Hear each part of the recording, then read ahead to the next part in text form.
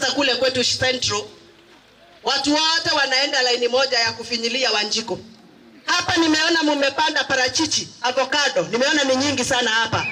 Sakaya alifika pahali akasema yeyote anayeuza makorofia, tunaiita makorofia kwetu. Hapa mnaitaje? Yeyote anauza makorofia lazima kwanza atafute mashini ya KRA, atolewe karisiti inaitwa e-team ndio auze makorofia. Hata mkoroni wakati alikuwa Kenya, alikuwa amefika hapo. Ai. Sasa watu wa KRA walikuwa wanazunguka kule kwetu Murang'a, Kiambu, Githunguri wakifuatilia ni nani anachuna parachichi yake, ni nani anachuna makorofia. Ndio wamngojee hapo kwa gate wamuitishe risiti. Saitani. Chinde.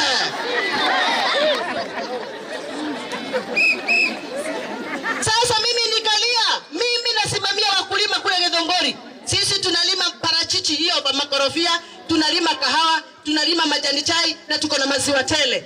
Mimi nimechaguliwa na wakulima nikasema liwe liwalo sitawaruhusu. Na nikatangaza Kenya mzima nikasema hapo umekuja sana Zakayo, umekuja sana. Chuka. Chuka. Chuka.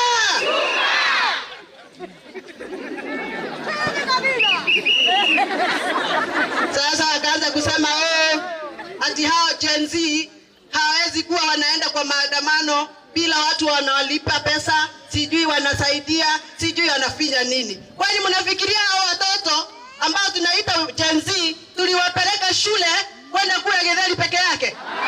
Si tuliwapeleka shule wasome? Hao ni wasomi, wako na akili yao na wanajua vile wanasema. Sasa wakaanza kusema sijui ni akina nani wanawapea pesa kutoka ng'ambo. Sijui ni akina nani, sijui ni akina nani. Wacha nikwambie, kifo ya nyani kifika, miti yote huteleza. Kifo cha nyani kimefika, miti yote inateleza.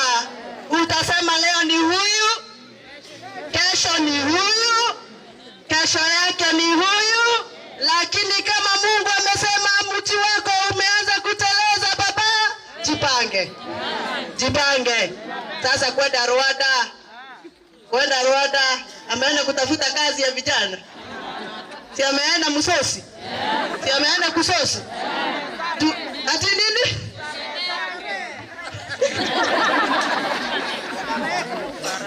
Kwetu huwa tunasema kaiho gashagi gatigaga kwao gugithĩnjwo. Yani kale kaumbwa kanapenda kutembea sana, huwa kanatembea wakati kameenda matembezi kwao kunachinjwa na nyama inakuliwa kama yeye hayuko. Kwa hivyo mimi nasema kaiho gashagi gatigaga kwao gugithĩnjwo. Sijui kama mko na proverb kama hiyo hapa Ukambani, ya mtu ambaye anazurura anaacha kwao kukiwa na maneno mazuri. Iko hamwezi kosa. After Charity Ngilu failed to become the president of this country, Martha Karua as well, I am foreseeing a Mount Kenya woman becoming the president of this country in one time in the future. Ladies and gentlemen, I'm saying this based on what I've researched here for you today. But before I take you through, please, if this is the first time you're watching my videos at Mokwa Times, kindly take a second or two to subscribe. Also, take a second also after watching it to also kindly give a comment on what you think about the video that I've just done here today.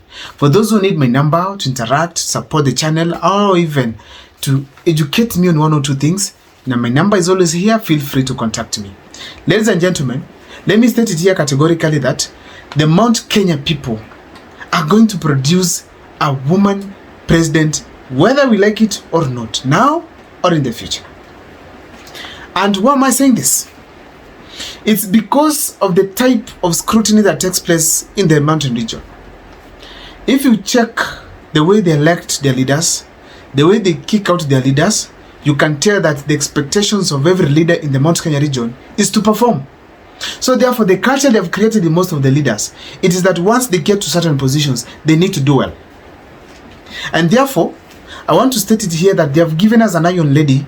They have prepared her by ensuring that she has performed. And that is none other than Wamuchomba. Hi good people. Wale ambao wanasema ni self-employed, yaani wale wanaitwa informal sector workers, wanabiashara, mumesoma hii bei ya digital marketing. Wale ambao wanafanya digital marketing kwa bidhaa za online sales and online marketing, someni hii finance bill. Bei ya kulipa tax kwa content creation, wale ambao muna create content, someni hii finance bill. This is the member of parliament of course, Githunguri. Now, it is true that personally I have not been to Githunguri, but I follow closely on what is happening in Mount Kenya, more especially Githunguri, because I need to see this lady who speaks to Kenyans frequently, what is she up to? I want to tell you that I developed a lot of interest on Wamuchomba when she first got elected under the UDA ticket. And I followed it closely because when all other members of parliament were supporting Finance Bill 2023, she was questioning. She was attacked by everyone. When all other members of parliament of Kenya Kwanza were supporting the Finance Bill 2024, she was being attacked by everyone. But she was in support of the youth of this country and the common mwananchi, that sometimes taxes are not the solution. Ladies and gentlemen, Wamuchomba was rated as the 5th best performing members of parliament in the 2024-2025 financial year.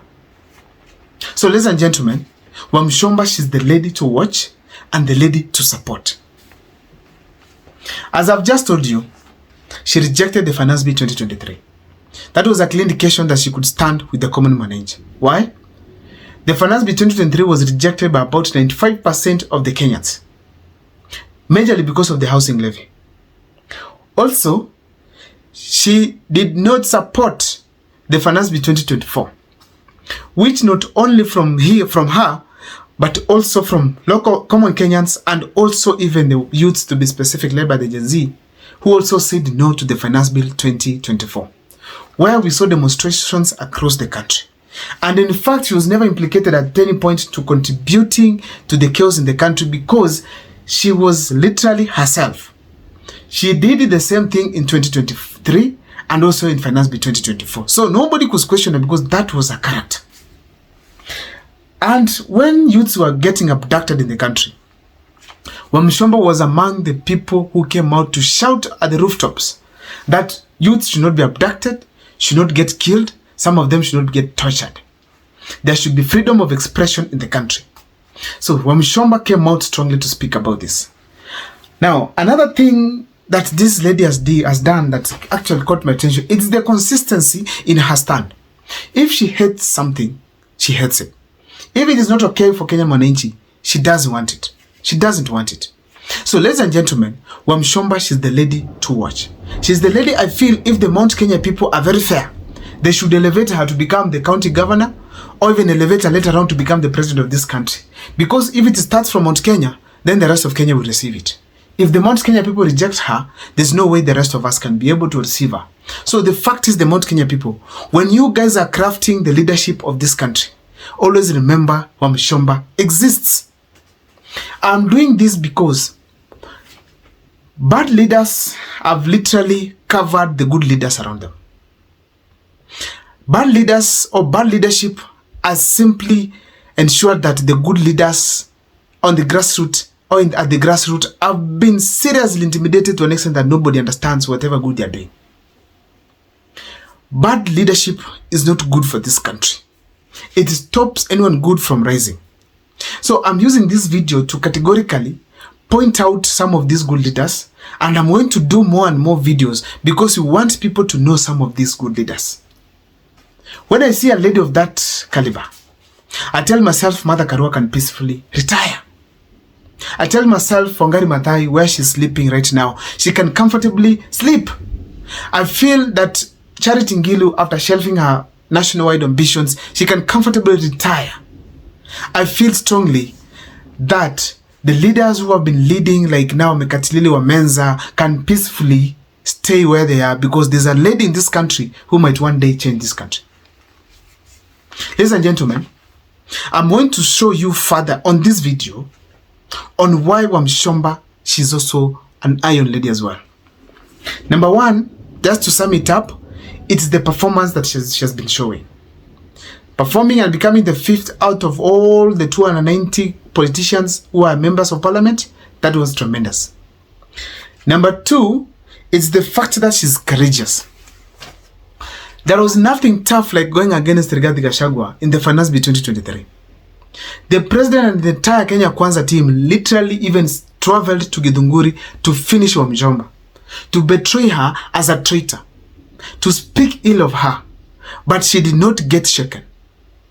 This lady stood firm and said, we don't want the finance bill 2023. Ladies and gentlemen, that was courageous. She was brave.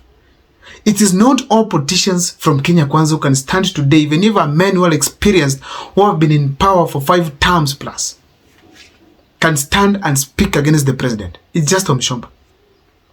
It's just Wamuchomba. Not even a member of parliament from ODM can stand and tell President William Ruto the truth right now as we speak.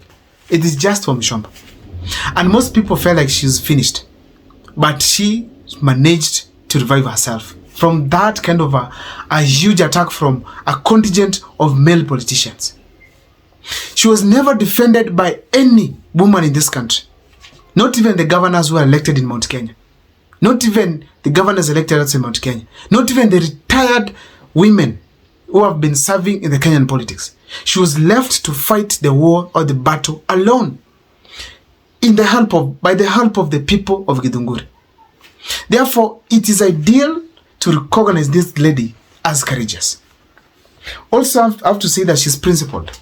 It's not all leaders can be consistent under the same party that you are serving. You keep opposing anything that is wrong to the public. It's not all leaders can do that. Not even in ODM. Now, also, she's friendly. When you see this lady speak on social media, when you see her coming to Kisii here, meeting Simbarati, you can feel that she wants to relate to the people in a better way. That is what we need across the country. Lastly, she's wise. I listened to her on fixing the nation. God damn it.